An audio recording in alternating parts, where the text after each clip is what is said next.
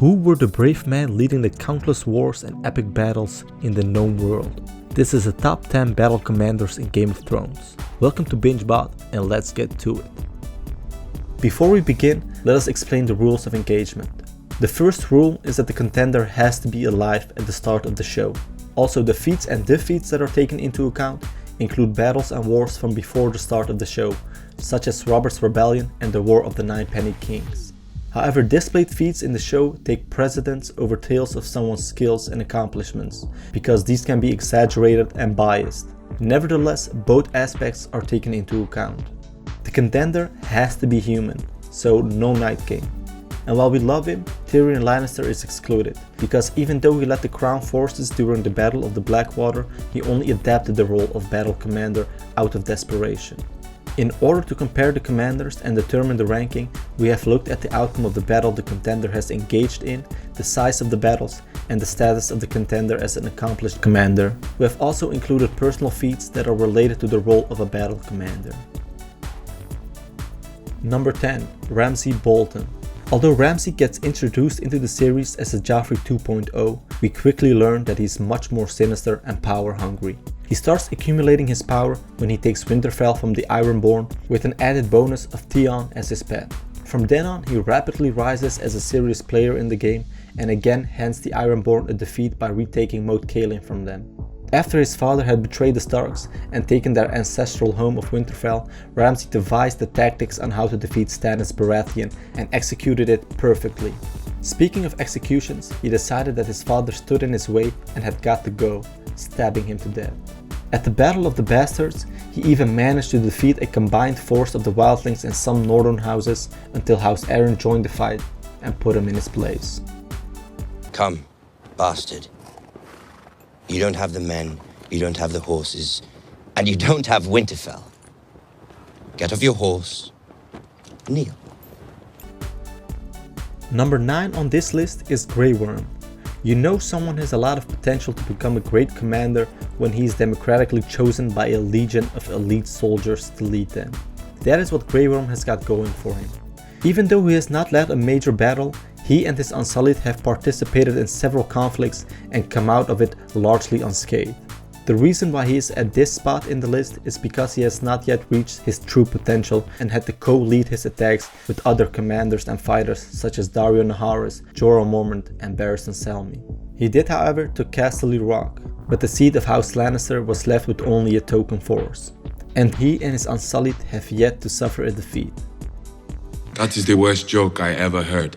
You don't even know what a joke is. I am soldier all my life. You think I never hear joke? You lied to us. I make joke. Number 8. Jaime Lannister. Tywin Lannister's golden boy, his prodigy and heir. He starts off good during the War of the Five Kings and manages to win the Battle of the Golden Tooth by defeating the Tullys and even goes on to lay siege upon their seat of Riverrun. However, he and his father get deceived by Robb Stark, which leads to the Battle of the Whispering Wood, where Jaime's host is defeated and scattered by the Young Wolf, and Jaime himself captured. Nonetheless, I guess second time's the charm for the Golden Boy, who now is a changed man when he manages to take Riverrun from Brynden the Blackfish Tully, almost without any bloodshed. Together with House Tarly, he also manages to undo the House of Tyrell by taking Highgarden and killing Olenna Tyrell. Only a fool makes threats he's not prepared to carry out. Now, let's say I threatened to hit you unless you shut your mouth, but you kept talking. What do you think I'd do? I don't give a rap. The 7th place in this list is occupied by a bastard, Jon Snow. A seemingly modest character at first, and a bastard, Jon Snow quickly experiences the world of grown men when he is confronted with the reality of the Night's Watch, a place for the thieves and rapists of the Seven Kingdoms. Nevertheless, he proves that with enough ambition and will, even a bastard can become the Lord Commander of the Night's Watch. He defeats the mutineers during the raid on Craster's Keep, but the first time we see him really develop and use his military leadership skills is during the Battle of Castle Black, where he is attacked on 2 fronts, but manages to repel the Wildlings after taking command of the Night's Watch. He goes on to prove his commanding skills during the Battle of the Bastards, but even he is not capable of winning a battle while being outnumbered almost 3-1. Luckily for him, House Arryn joins the battle and saves the day. The Boltons are defeated. We should ride home and wait out the coming storms. The war is not over. And I promise you, friend, the true enemy won't wait out the storm. He brings the storm. Number 6 on this list is Euron Greyjoy. Euron is the type of man that will kill you with your own weapon and destroy your entire fleet, even if you are family. On a personal level, he was quite successful during the Greyjoy Rebellion and even managed to burn down the entire Lannister fleet. Nevertheless, winning this battle wasn't enough, and he and his family lost the Greyjoy Rebellion. Also, during Dany's invasion of Westeros, he destroyed his niece's fleet and captured her, together with Ilaria and Tyene Sand, while having killed Obara and Nymeria Sand single-handedly just moments earlier. What makes him this fearsome is the fact that he has sealed the entire known world and raided and plundered much of the shores in the process, while emerging unharmed and much crazier than he was before. However, even though he has an outstanding record when it comes to naval battles, Euron has not yet proved himself on land, the place where most of the battles take place in Westeros. So for this reason, he takes the 6th place. Listen, if you have any advice at all, I would love to hear it. When we have an hour or two to speak as brothers. Advice? Does she like it gentle or rough? A finger in the bum. Not now. We'll talk later. The 5th spot in this list is taken by royalty, Robert Baratheon, the king of the Seven Kingdoms at the start of the show. While he looked like an overweight and incompetent king, even though that may be true, he was a fierce fighter back in his day, and at his prime, one of the best, if not the best, warrior of the Seven Kingdoms. Not only was he skilled in single combat, he also spearheaded Robert's rebellion, which took its name from him. During his rebellion, Robert managed to win several battles on his way to an epic climax that would come to be known as the Battle of the Trident. During this battle, he led his rebel forces to a grand victory over the Crown forces by single-handedly slaying Rhaegar Targaryen, the Crown Prince. However, he did suffer one defeat by the hand of Randyll Tarly, Sam's father, during the Battle of Ashford, and was therefore forced to flee to the town of Stony Steppe. He was the classical capable military commander but incapable leader example of the show. Luckily for him, this is a top 10 battle commanders. He came running at me, this dumb, high-born lad, thinking he could end the rebellion with a single swing of his sword. I knocked him down with the hammer. Gods, I was strong then. Caved in his breastplate. Probably shattered every rib he had. Number 4. Ned Stark. Remember the only loss Robert Baratheon suffered during his campaign, and that he was forced to flee to Stony Steppe? Well, it was this guy who saved the future to be king during the Battle of the Bells. He was also one of the main commanders during the Battle of the Trident.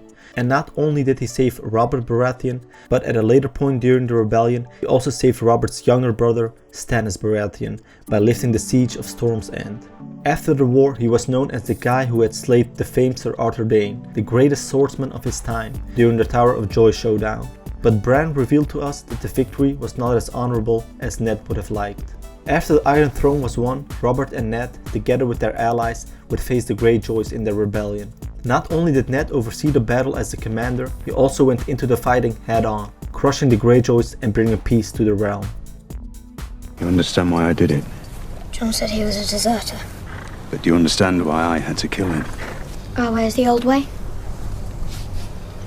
The man who passes the sentence should swing the sword. Number 3 on this list is Robert Baratheon's younger brother, Stannis. He has proven himself a formidable military commander on both land and sea. One of the feats he's most famous for is holding out the siege of Storm's End, where he was besieged by House Tyrell for a year. After he was relieved by Ned Stark, he moved on to capture Dragonstone from the Targaryens, which was one of the direct causes of the fall of House Targaryen. He also played a major role in the quelling of the Greyjoy rebellion by destroying the Ironborn fleet. After the death of his older brother and king, Stannis engaged in the War of the Five Kings, where he was beaten at the Battle of the Blackwater by the Crown forces thanks to Tyrion's heroic initiative, and later due to the assault in the rear orchestrated by Tywin Lannister with the help of House Tyrell. After this major defeat, Stannis decided to focus on the threat in the north and went on to defeat Mance Rayder, the king beyond the wall, and his wildling host. Do you know who I am? Never had the pleasure. This is Stannis Baratheon, the one true king of the Seven Kingdoms. It is customary to kneel when surrendering to a king. For our number 2 position, we have a man that shits gold. I'm of course talking about Tywin Lannister. A man who handed Stannis Baratheon his first major defeat, the most feared man throughout the Seven Kingdoms, and the father to Cersei, Jaime and Tyrion. This guy started playing the game early, by vanquishing House Rhaen when they rebelled against House Lannister, single-handedly bringing his house back to the top, where his father couldn't. He strategically didn't play a large role in Robert's rebellion, not yet knowing which side would win and thus support. When it became obvious Robert and his allies would win the war, he moved to King's Landing with a large host and sacked the capital city so as to present it as a gift to the new king, Robert Baratheon. Also, during the War of the Five Kings, he defeated a Stark-led force at the Battle of the Green Fork under the command of Ramsey Bolton, even though it was a decoy force. When you hear them whispering Kingslayer behind your back, doesn't it bother you? Of course it bothers me. A lion doesn't concern himself with the opinions of the sheep. The honorable mentions. Ramsey Bolton. He played a worthy role during Robert's rebellion and successfully lured Tywin Lannister at the Battle of the Green Fork during the War of the Five Kings. Brynden Tully. He distinguished himself as a formidable battle commander during the War of the Nine Penny Kings and held out the siege of Riverrun by the Freys until Jaime Lannister arrived. Randyll Tarly. The man who gave Robert Baratheon his first and only defeat during Robert's rebellion and together with House Lannister defeated his liege lords, the Tyrells. And the number 1 spot on this list, Robb Stark. All warfare is based on deception. I guess Robb Stark was a student of Sun Tzu's teachings. Using this core principle of the general, the young wolf managed to deceive both Jaime and his father Tywin, 2 good military commanders. Deceiving the Lannisters, Robb ambushed Jaime and defeated his host at the Battle of the Whispering Wood, managing to capture the Golden Boy as a POW. He went on and won multiple battles such as the Battle of Oxcross and the Battle of the Yellow Fork during the War of the Five Kings, leading much to Tywin's frustration, up to a point where Tywin assumed that defeating Robb Stark on the field of battle would be too costly, if even doable, and started orchestrating the Red Wedding. One victory does not make us conquerors. Did we free my father?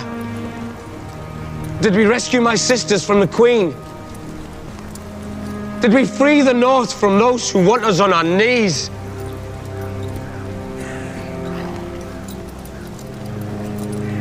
This war is far from over.